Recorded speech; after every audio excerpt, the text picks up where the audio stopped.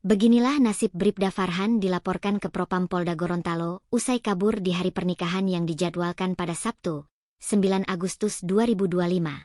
Laporan ini dilayangkan oleh calon istrinya, Sukmawati Rahman. Bribda Farhan merupakan anggota Satuan Brigade Mobil, Brimob, Polda Gorontalo. Bribda Tri Farhan Mahieu diduga melarikan diri ke Palu, Sulawesi Tengah. Komandan Satuan Brigade Mobil, Dansat Brimob, Polda Gorontalo, Kombes Pol Danu Waspodo, menjelaskan bahwa Bribda Farhan telah melewati berbagai prosedur yang berlaku di kepolisian. Sehingga kasus ini murni masalah mental Bribda Farhan. Semua persyaratan nikah sudah kami laksanakan. Kami sudah mengirimkan pengantar ke Polda, ke Biro SDM, dan Bidokes untuk cek kesehatan, kata Kombes Danu kepada tribungorontalo.com, Selasa, 12 Agustus 2025.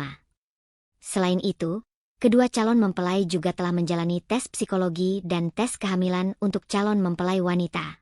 Hasilnya, keduanya dinyatakan sehat. Proses di Kantor Urusan Agama, KUA, juga sudah selesai.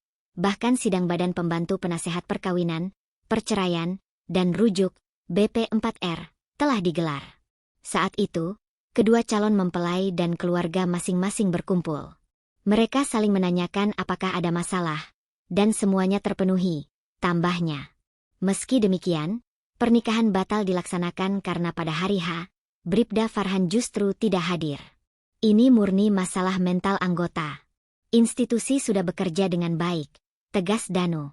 Saat ini, posisi Bribda Farhan terdeteksi berada di Sulawesi Tengah. Menurut Danu, tim Brimob telah dibentuk untuk menjemputnya.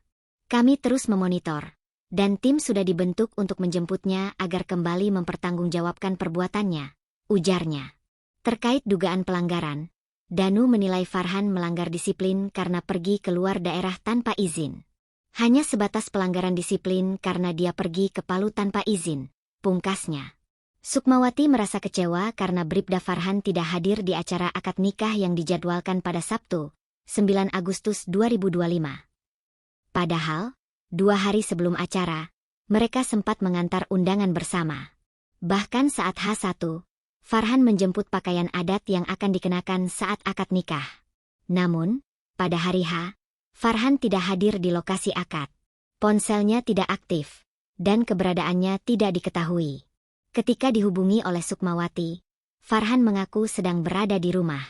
Sukmawati meragukan pernyataan tersebut karena kakak Farhan justru menghubunginya untuk menanyakan keberadaan sang calon pengantin pria. Setelah itu, komunikasi terputus.